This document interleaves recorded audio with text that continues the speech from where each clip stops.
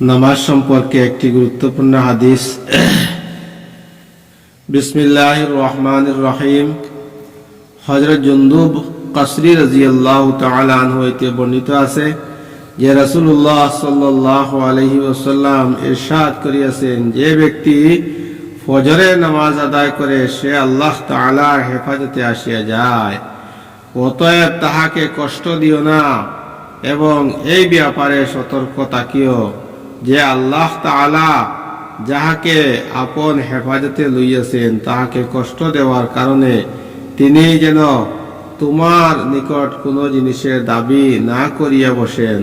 কারণ আল্লাহ তাআলা যাহাকে আপন হেফাজতে লইয়াছেন তাহার ব্যাপারে যাহার নিকট কোনো প্রকার দাবি করিবেন তাহাকে পাকড়াও করিবেন, অতঃপর তাহাকে উপুড় করিয়া জাহান্নামের আগুনে ফেলিয়া দিবেন। মুসলিম শরীফের রিওয়ায়াত। যারা ফজরের নামাজ পাবন্দির সহিত পড়েন তারা আল্লাহ পাকের হেফাজতে আসিয়া যান এবং তাদেরকে কেউ যদি কষ্ট দেয় আল্লাহ পাক তাদেরকে পাকড়াও করেন। আল্লাহ পাক আমাদের সবাইকে যেন ফজরের নামাজ পাবন্দির সহিত পড়ার তৌফিক দান করেন।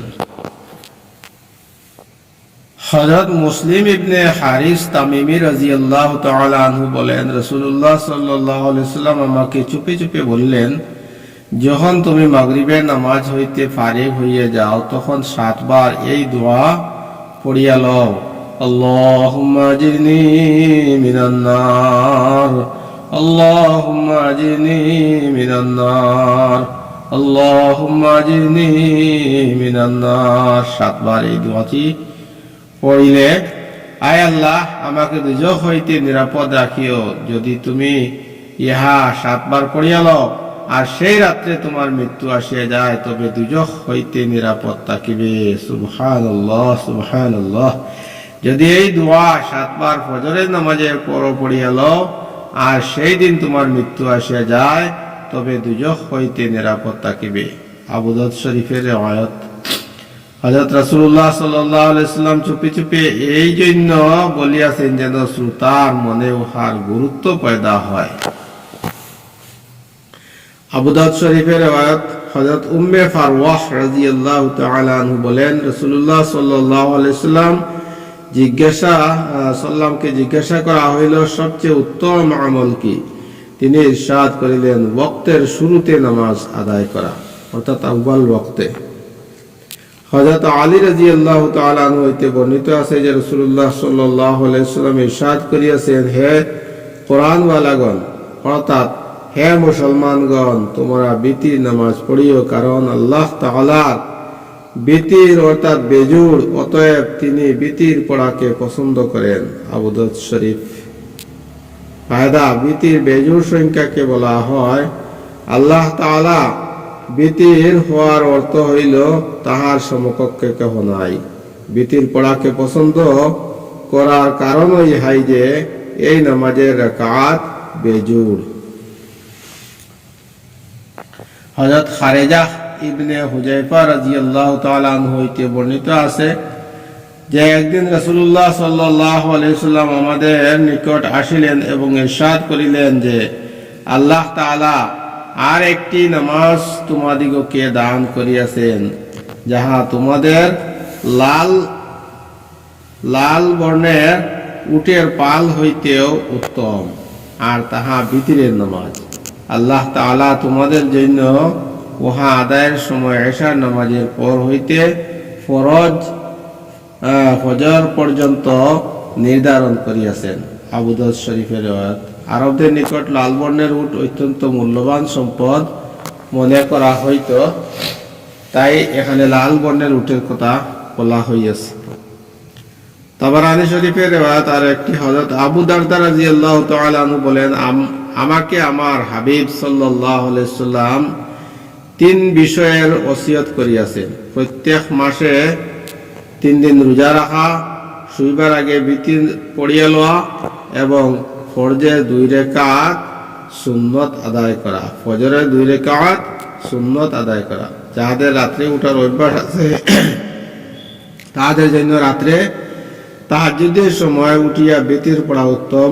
আর যদি রাত্রে উঠার অভ্যাস না থাকে তবে ঘুমাইবার পূর্বেই বিতির পড়িয়া লওয়া উচিত। তাবারানী শরীফের অন্য একটি রিওয়ায়াত হযরত আব্দুল্লাহ ইবনে ওমর রাদিয়াল্লাহু তাআলা আনহু হইতে বর্ণিত আছে যে রাসূলুল্লাহ সাল্লাল্লাহু আলাইহি সাল্লাম ইরশাদ করিয়াছেন, যে ব্যক্তি আমানতদার নহে সে কামেল ইমানদার নহে। যাহার ওযু নাই তাহার নামাজ আদায় হয় নাই, আর যে ব্যক্তি নামাজ পড়ে না তাহার কোনো দিন নাই। দিনের মধ্যে নামাজের মর্যাদা এমন যেমন শরীরের মধ্যে মাথার মর্যাদা, অর্থাৎ মাথা ব্যতীত যেমন মানুষ জীবিত থাকিতে পারে না, তদ্রূপ নামাজ ব্যতীত দিন বাকি থাকিতে পারে না। বহুত বড় গুরুত্বপূর্ণ আমল নামাজ। নামাজ না হওয়া, না পড়া মতলব দিনকে পঙ্গু করে ফেলা। আল্লাহ পাক আমাদের সবাইকে যেন নামাজ পাবন্দি শরীর পড়ার তৌফিক দান করেন। মুসলিম শরীফের আরেকটি রিওয়ায়াত হযরত জাবের ইবনে আব্দুল্লাহ রাদিয়াল্লাহু তাআলা আনহু বলেন, আমি রাসূলুল্লাহ সাল্লাল্লাহু আলাইহি ওয়াসাল্লামকে ইরশাদ করিতে শুনিয়াছি, যে নামাজ ছাড়িয়া দেওয়া মুসলমানকে কুফর ও শিরক পর্যন্ত পৌঁছাইয়া দেয়। নাউযুবিল্লাহ। আল্লাহ পাক আমাদেরকে নামাজ ছাড়িয়া দেওয়া হইতে যেন হেফাজত করেন। ওলামায়ে কেরাম এই হাদিসের কয়েকটি ব্যাখ্যা করিয়াছেন। তন্মধ্যে একটি এই যে বেনামাজি গুনাহের কাজে নির্ভীক হইয়া যায়, এই কারণে তাহার কুফরিতে দাখিল হইয়া যাওয়ার আশঙ্কা থাকে। দ্বিতীয় এই যে বেনামাজির জন্য বেঈমান হইয়া মৃত্যুরও আশঙ্কা রহিয়াছে। আল্লাহু আকবার। আল্লাহ পাক যেন সবাইকে 5 ওয়াক্তের নামাজ গুরুত্বপূর্ণভাবে আদায় করার তৌফিক দান করেন। ইবনে হিব্বান আরেকটি রিওয়ায়াত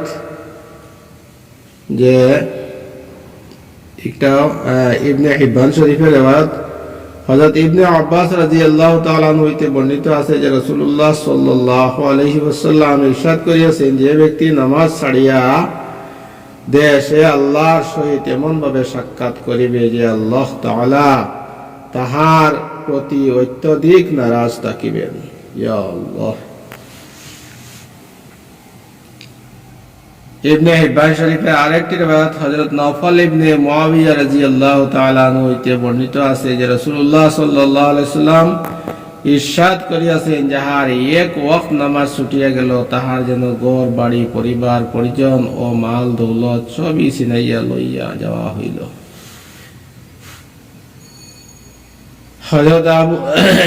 হযরত আমর ইবনে শুআইব তাহার রাদিয়াল্লাহু তাআলা তার পিতা হইতে এবং তিনি তাহার পিতা রাদিয়াল্লাহু তাআলা আনহু হইতে বর্ণনা করেন যে রাসূলুল্লাহ সাল্লাল্লাহু আলাইহি সাল্লাম ইরশাদ করিয়াছেন, নিজ সন্তান দিগকে 7 বৎসর বয়সে নামাজের হুকুম করো।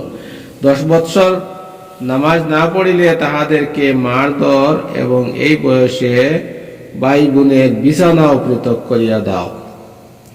মারধর করিতে ইহার খেয়াল রাখিবে যেন শারীরিক কোনো ক্ষতি না হয়।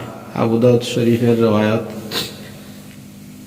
এখানে উল্লেখযোগ্য কথা হলো 7 বৎসর বয়সে আমরা যেন নামাজের তাগিদ দেই এবং 10 বৎসর যখন বয়স হয়ে যায় তখন নামাজের জন্য শাস্তি দেওয়া বৈধ আছে এবং তাদের বিছানাকেও আলাদা করা প্রয়োজন। অর্থাৎ ছেলে মেয়ে একসঙ্গে যেন বিছানা না থাকে, ছেলেদের আলাদা বিছানা এবং মেয়েদের আলাদা বিছানা যেন থাকে। আল্লাহ পাক আমাদেরকে শরীয়তের প্রত্যেক হুকুমের উপর আমল করার তৌফিক দান করেন। আমিন।